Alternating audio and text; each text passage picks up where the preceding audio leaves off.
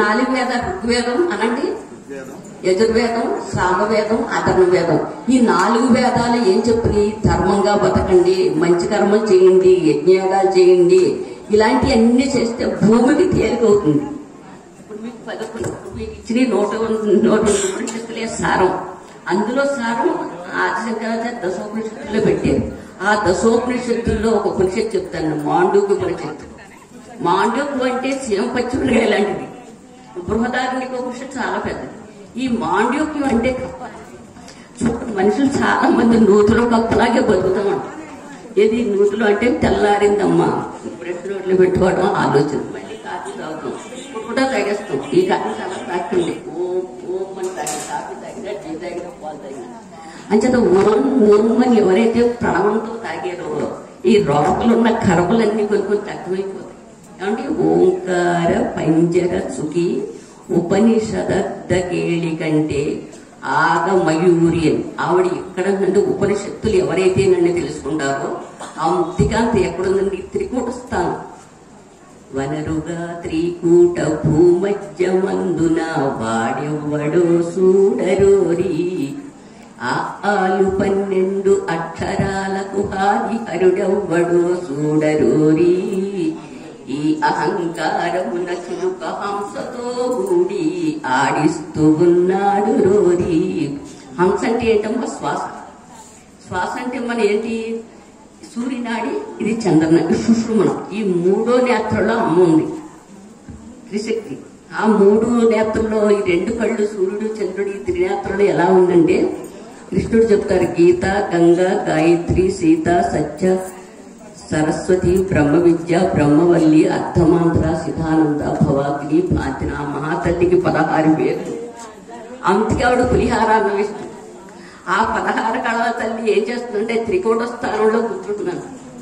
ఈశ్వరుడు అంట ఇంకా ఎన్ని జన్మలు ఎక్కిస్తావని దగ్గర పంపు అంటారు. ఉండండి లెక్క పెట్టిస్తాను, భాగవాద్యాలు, పట్టు చీరలు, ఏమండి పదవులు, ఇంకా లేదా మేడలు, విద్యులు, ఆస్తులన్నీ ఇచ్చి ఇల్లు కిందకి ఎన్నాళ్ళు భోగభాగ్యాలు ఇచ్చారు.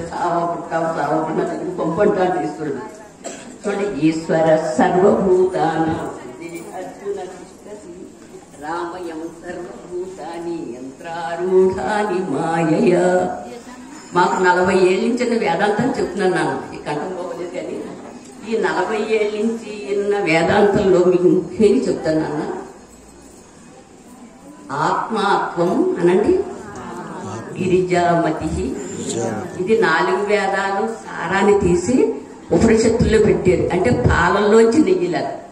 ఆత్మాత్వం గిరిజామతి సహస్రాహ ప్రణామం. అంటే సహస్రా, ఈ చరాచర జగత్తంతా ప్రణవం, ఓంకారం అమ్మే, శక్తమ్మ స్వరూపం నాన్న. అంచేత అర్ధనాథీశ్వరుడుగా ఉపనిషత్తులు చెప్తుంది. సహస్రాహ ప్రణామం అనండము.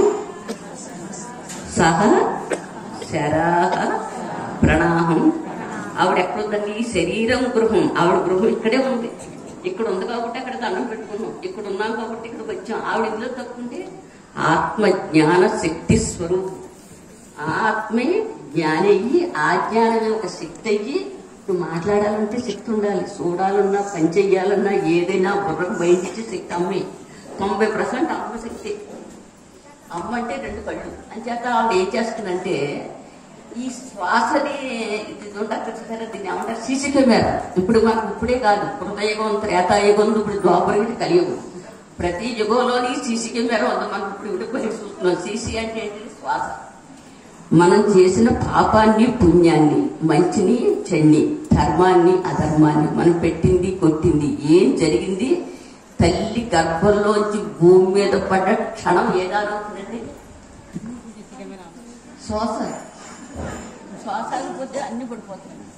ఇది 9 తూటులు కుండా నమ్మక గుడ్డుకుండా ఎందుకన్నారంటే ఈ గాలి శ్వాసలు 2 ఆటలు ఇందులో తీస్తున్నాడు. పాపాన్ని, పుణ్యాన్ని, మంచిని, చెడ్ని, ధర్మాన్ని, అద పెట్టింది, కొట్టింది, తిరుగుతుంది. దీనికి సాక్షి ఈశ్వరుడు. ఈశ్వరుడు ఎల్ల భూతాలకు నియామకుడై మన ప్రాణులు హృదయమందు ఉన్నవాడై ఈ యంత్రగాడు బొమ్మలను ఆడించు రీతిగా ప్రాణులు శరింపజే రీతిగానే ఉంది. మనం అంటే నేను బుద్ధిరేక ఏ పాపం చేయలేదండి. నాకే కష్టాలు ఇచ్చాడు, భగవంతుడికి జాలి లేదు. అలా జాలి ఉంటే భగవంతుడికి పోతాడు. ఆయనకి జాలి లేదు, పోలీ లేదు. ఆయన కర్మసాక్షి. ఇప్పుడు ఇడ్లీ తిన్నాం, ఎక్కువ తింటే మరి ఆయుసండి. ఇడ్లీ చెప్తున్నాను, ఆ 2 ఇడ్లీ తిని ఇప్పుడు తేలికి వచ్చిందంటే ఏమవుతుందమ్మా? ఫ్రైడ్ రైస్ రావాలంటే రాదు.